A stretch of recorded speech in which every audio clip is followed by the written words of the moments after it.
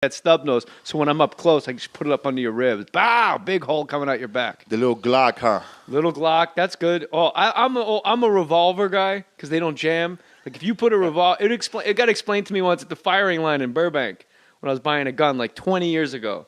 The guy goes, if you put a revolver and cock it and just set it in a museum, 1,000 years from now, that shit's still going to shoot perfect if you kept it under glass. He said with Glocks and automatics, every once in a while, some wacky shit happens. Revolver, you can't go wrong. So for those of you listening, you know what I like about your story? Two Mexicans working a black comedy club almost getting in a fight with a redneck. Yeah.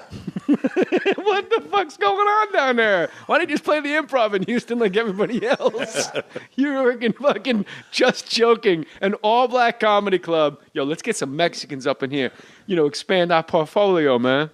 We get some Mexicans up in here. We could do it right. It wasn't right.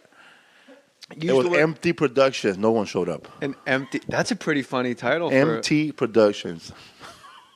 You used to work at Dodger Stadium? Yeah.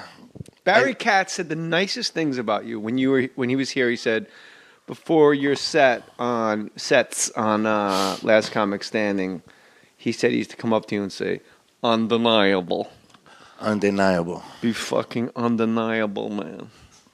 And then he said, and to his credit, man, the guy was fucking undeniable. Here's a guy, he brought me to Dodger Stadium, and he was going to throw out the first pitch. And I said, you know, I don't want to get in your way, man, and this is your thing, you know, I'll be in the background. He goes, no, man, I really want you to come. It's important to me, man. And we're walking in Dodger Stadium where... I like Barry can't figure out like what a fucking vendor is. He goes, for those people, they sell like hot dogs and they sell soda. You don't know the concession stand or vendory. He doesn't know what it's called. Barry will draw blanks on the weirder shit. He goes, you know, like when you're in the baseball game, you're in Dodger Stadium or Fenway Park or Kauffman Stadium in Kansas City, or you're in Coors Field in Denver, or you're at Safeco Field House, yeah, you know, in Seattle. He names every stadium in the world. He knows what rows and fucking what the Loge is called. He goes, but those guys, like, they come from seat to seat, and they sell, like, they'll sell you a hot dog, or, you know, they'll say, like, soda, or, like, the beer man that comes by. There's a beer man. There'll be a hot dog man. An ice cream man, a cotton. I go vendors. He goes vendors. Thank you. So he just fucking. It's like watching your dog run away for 2 days, and then you just whistle and he comes back. Vendor, thank you. But he said that when you were with him at Dodger Stadium, he said everybody, you were loved at Dodger Stadium. Like you were like it was like fucking Tommy Lasorda and you. That's right. And he said it was because you used to be a vendor and you were just homies with everybody that worked there, and they were so happy for you that you made it. Yeah, man, they were happy. Do you still go do you have to pay for a ticket to go to a Yeah, I pay for a ticket, but I don't pay for food. Really? That's really juice. Because I know people at all the stands. Because I used to work when Hideo Nomo used to pitch. Yep. I used to number work 16, I believe? Number 16.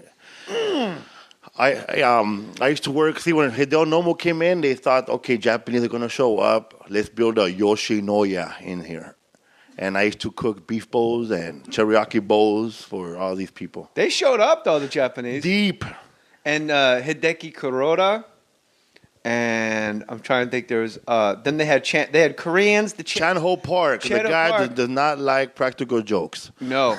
And by the way, so the Dodgers for a while were like the British United Kingdom. They just fucking dominated Asia. They just fucking took everything over. They just put their flag everywhere. And so they had Japanese people, Korean people. I'm surprised they didn't have a fucking Chinaman playing third base. They had everybody. Chan-Ho Park, by the way, he bumped somebody running. I think it was... There was a play at first where he was playing first, or he was running to first, and they bumped into each other, him and the first baseman. And he was running. So the first baseman like sort of held him because he almost fell down, but then held him a little too long. And he put his arm up like, get the fuck off me. And the first baseman gave him like a little push. And Chan-Ho Park, the Korean, gave this motherfucker a spinning roundhouse back kick to the chest. Do you remember that? Like, he just fucking, wah! Like Jean-Claude Van Damme, this guy. And that's when I knew that Dodgers were the team for me. That's what's up, man. LA. we used to play Money Cup when you go to the game. Like you sit and like say it's the four of us right here, and like I have a cup. We all put in $20. So I have the leadoff hitter. I got D. Gordon, so I'm probably not going to win the money. And if D. Gordon does anything but hit a home run, I pass the cup to Eric, and he's got Tony Gwynn Jr. And Tony Gwynn Jr. hits a single, doesn't matter. And third, you got Andre Ethier hitting third. He hits a home run, you take the money out of the cup, and we refill it. But as the game goes on, everybody gets a little drunker, a little more high from the one hitter in the men's room. So you start going, hey, man, I'll put another fucking $5. If you match me, we'll put more money in the cup. So it's me, Katz, my friend Walter, and like 3 other people. There was a ton of us at this game. And we just kept putting money in the cup, putting money in the cup. So there had to have been like $300 in this fucking cup. Because we were talking shit like, you know, like Eric Karros is coming up and be like, oh, I'll put $20 in that you don't win. And so everyone like, oh, yeah. So finally, Barry has the cup. I'll make this quicker, and I apologize because I want to hear you talk more than me, and so do the listeners. They're tired of me. Barry has the cup for the number 8 hitter. I don't remember who it was. And then they go, now batting, number 16, Hideo Nomo. And Hideo Nomo comes up, and the first pitch comes in, and it's a ball, and we were all fucked up. We realized he forgot to pass the cup. And Barry goes to get rid of the cup, and we're like, no, fuck you, asshole. You're stuck with Hideo Nomo. Next pitch, that fucker puts one in the bullpen. Shut up. Hideo Nomo, 140-pound Japanese guy soaking wet. His uniform looked like fucking pajamas on a toddler. He fucking launched one into the fucking Dodger bullpen, and Barry goes, Hideo Nomo, man. Undeniable.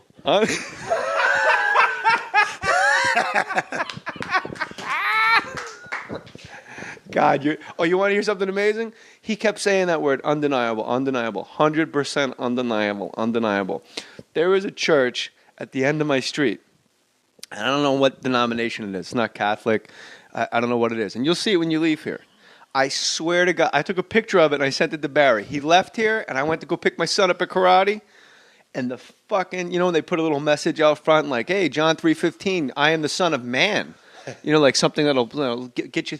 That shit said 100% undeniable. Damn. Lutheran. It's a Lutheran church. You know, it's funny. That doesn't even count. Lutheran? Come on. Catholic Light? Oh, I'm just kidding, because people always bash Catholicism. I bet when Hideo won, hit that home run, and then Barry Katz, he won the money. And that's how Barry Katz is, because during the pep talks, he would tell me before the show, even as a comic, he would say, those guys are all great comics, but they don't have an oh shit moment. Oh my God, that's all he talks about. You got to create holy shit Hideo moments. Nomo was an oh shit moment. Do you think when Nomo came out like in the 7th inning and he was like getting iced, do you think Barry made his way down and said, do you have representation? So I'm telling you, man, if you could just hit like 5 of those, I can get you on Evening at the Apollo. I really specialize in putting Latino and Asian acts in black rooms. I should have gotten fucking 15% of the cup. I should have flipped the tables on Cats. You, Felipe Esparza, June 29th and 30th at the San Jose Improv. That's a big room. Help them fill it.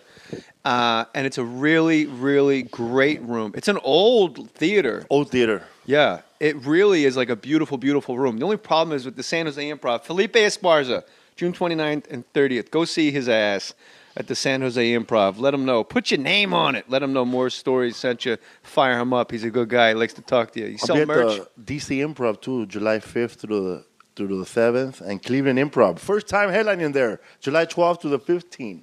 Cleveland Improv at the Powerhouse. Yes. What's that date? Let me see here. They got your book me. Is that your insurance? July 12th to the 15th, yes.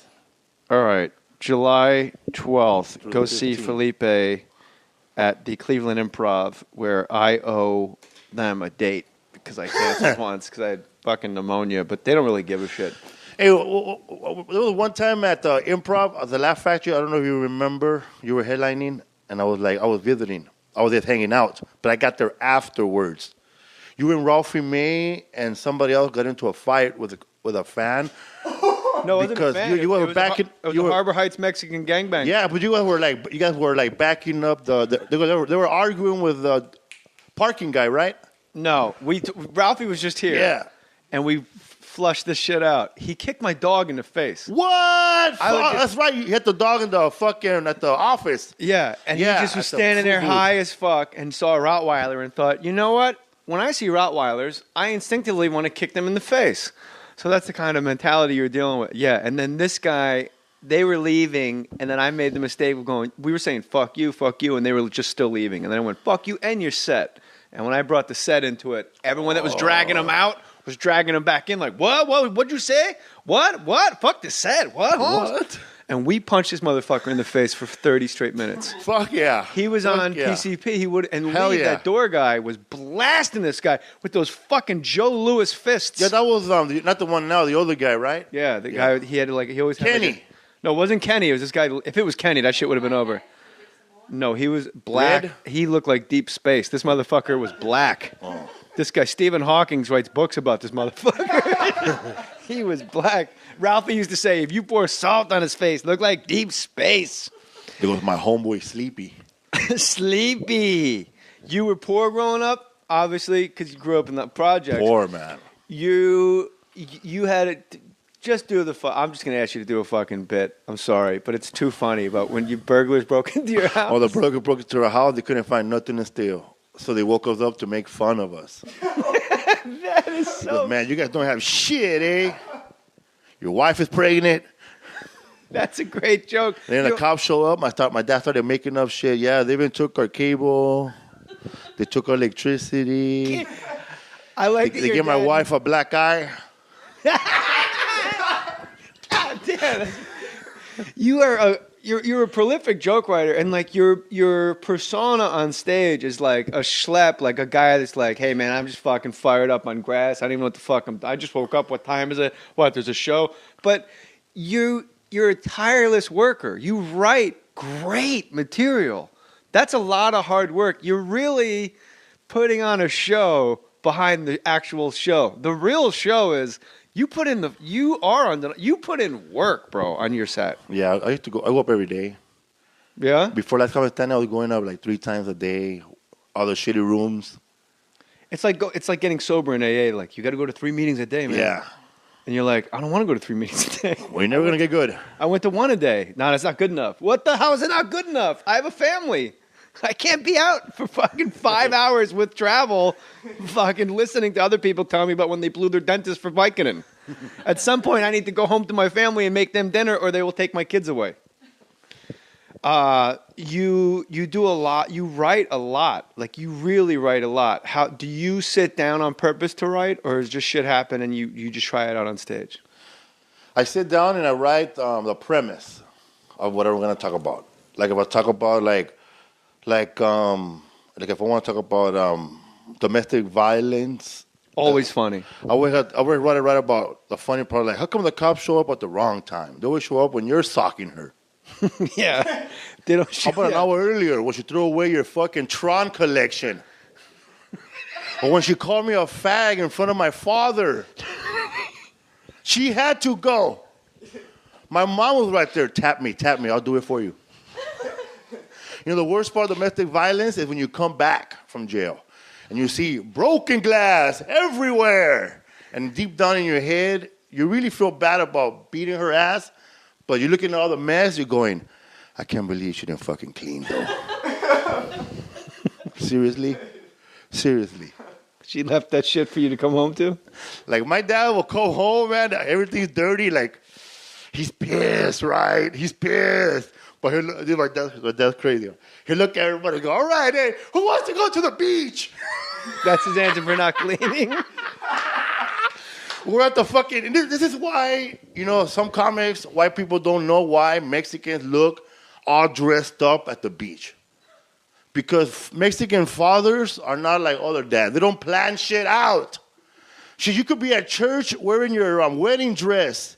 And all of a sudden your dad say, let's go to Disneyland. But I got to change. We don't have time to change. Fucking traffic. So my mom is like wearing her pumps. She's dressed like Charlie's Angels about to investigate what's going on at Disneyland. She's wearing a neck brace everywhere. With a black eye. With a black eye. Trying to be comfortable next to Mickey. Laugh. Don't you have a good time?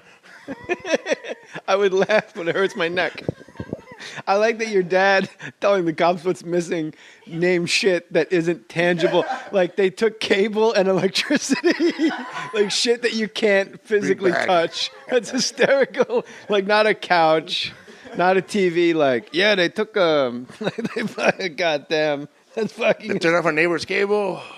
So you'll write down like domestic violence on a piece of paper, Yeah. but you know when you go on stage that leads into like 4 or 5 minutes of material about it. Yeah.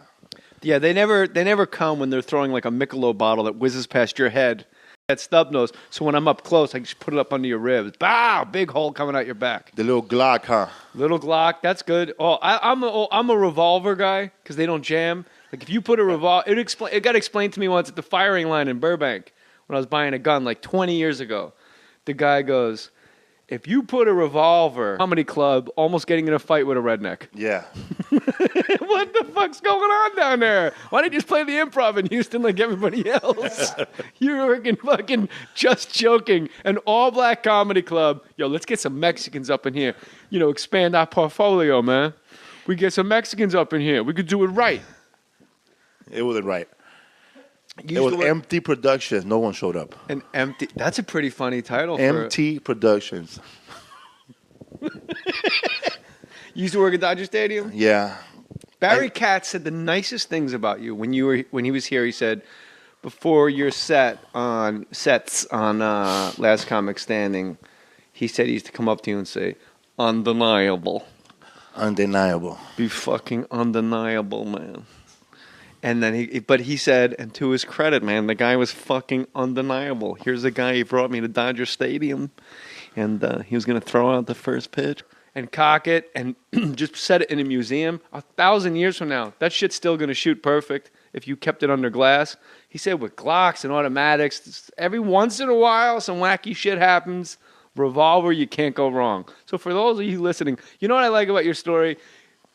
Two Mexicans working a black